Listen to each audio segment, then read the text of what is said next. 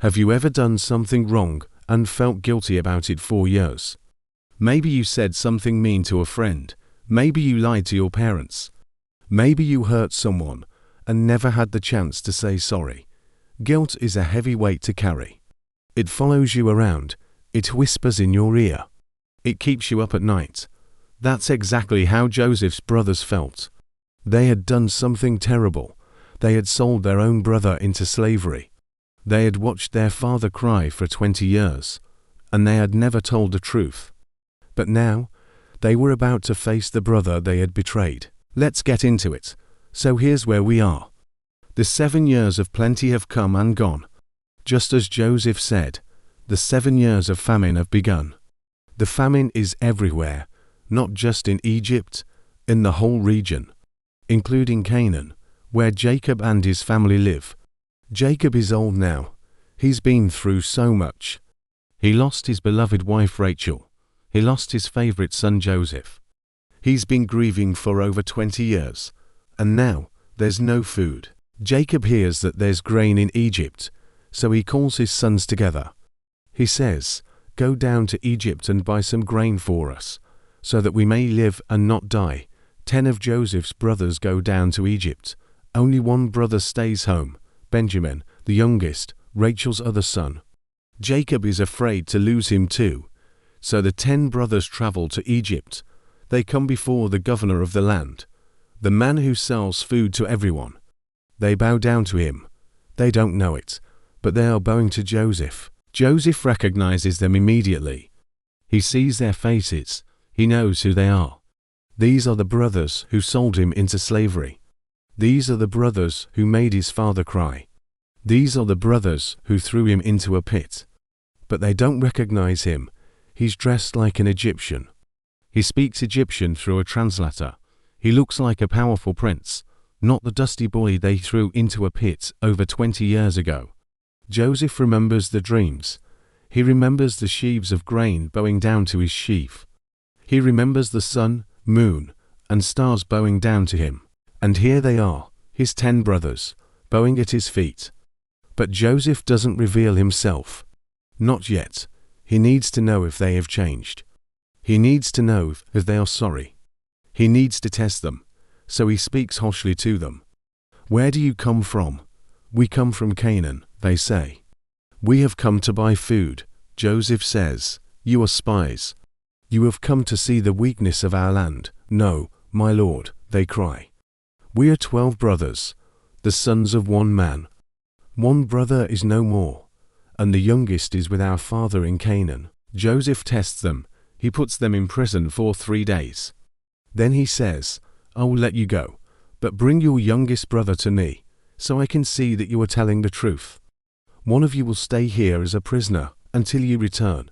The brothers look at each other. They begin to whisper in Hebrew. "It's because of Joseph," they say. "This is punishment for what we did to him. We saw his suffering when he begged us for mercy, and we didn't listen." Reuben says, "Didn't I tell you not to sin against the boy? But you wouldn't listen. Now we are paying for his blood." They don't know that Joseph can understand every word. He turns away and weeps. He cries and cries. But he doesn't reveal himself. He takes Simeon and ties him up as a prisoner. Then he fills their bags with grain, puts their silver back in the sacks, and sends them home with food. The brothers return to Jacob. They tell him everything. And when they open their bags, they find their silver still inside. They are terrified. Jacob is heartbroken. "You have taken my children from me," he cries. "Joseph is gone. Simeon is gone. And now you want to take Benjamin. Everything is against me." But the famine is severe. They have to go back to Egypt for more food. Finally, Judah promises Jacob that he will protect Benjamin with his own life. So the brothers return to Egypt, this time with Benjamin. When Joseph sees Benjamin, his only full brother, the baby of the family, his heart fills with love. But he still doesn't reveal himself. He invites them to eat at his own table. He gives Benjamin 5 times more food than the others, just a test, if they would be jealous again. But this time, they aren't. Joseph sets one final test. He tells his servant, Fill the brothers' bags with grain. Put each man's silver back in his sack, and put my special silver cup in Benjamin's sack. The next morning, the brothers leave. But Joseph sends his servant after them. Why have you repaid kindness with evil? The servant says. You have stolen my master's silver cup. The brothers are horrified. They open their bags. And there, in Benjamin's sack, is the cup. They tear their clothes in grief. They return to Joseph's house and fall to the ground. What can we say? Judah cries. God has found out our guilt. We are all your slaves. But Joseph says, only the one who had the cup will be my slave. The rest of you may go home to your father. Then Judah steps forward. He gives the most beautiful speech. He explains how their father's heart would break if Benjamin didn't return. He offers to become Joseph's slave instead of Benjamin. Please, Judah says, let me stay in his place. I cannot bear to see the grief that would overtake my father. That's when Joseph breaks. He can't hold back any longer. He orders all the Egyptian servants to leave the room. Then he weeps so loudly that the whole palace hears him. I am Joseph, he cries. Is my father still alive? The brothers are speechless. They are terrified. They stand frozen, staring at the powerful governor who is actually their little brother, the one they had sold into slavery. But Joseph doesn't scream at them. He doesn't call for their punishment. Instead, he says, come close to me. They come closer. I am your brother Joseph, he says, the one you sold into Egypt. But don't be angry with yourselves. Don't blame yourselves. God sent me here ahead of you to save lives. This famine has lasted 2 years, and there will be 5 more years with no harvest. God sent me before you to keep you alive, to save you in a miraculous way. It wasn't you who sent me here, but God. Do you see what Joseph did? He forgave them, completely, fully, without revenge. He saw God's hand even in the worst moments of his life. The pit, the slavery, the prison, the forgotten years. All of it. God was working for a greater good. So what can we learn from this story? Let me give you a few things. First, guilt is a heavy burden. Joseph's brothers carried their guilt for over 20 years.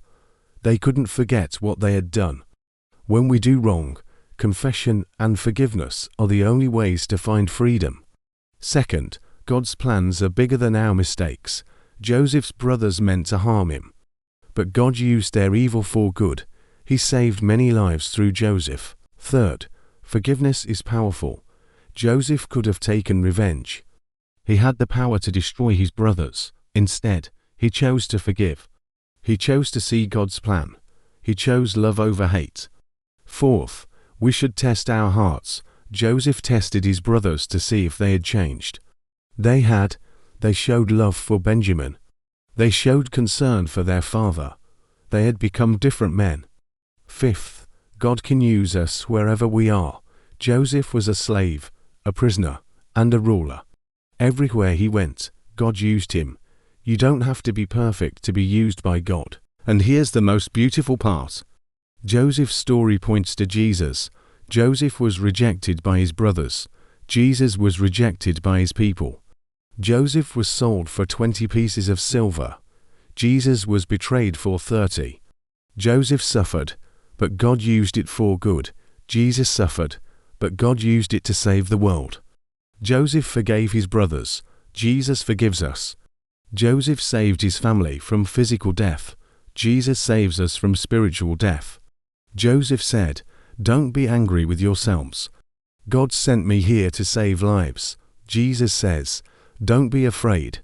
I came to save you." So the next time you feel guilty, the next time you wonder if God can forgive you, the next time you're struggling to forgive someone who hurt you, remember Joseph.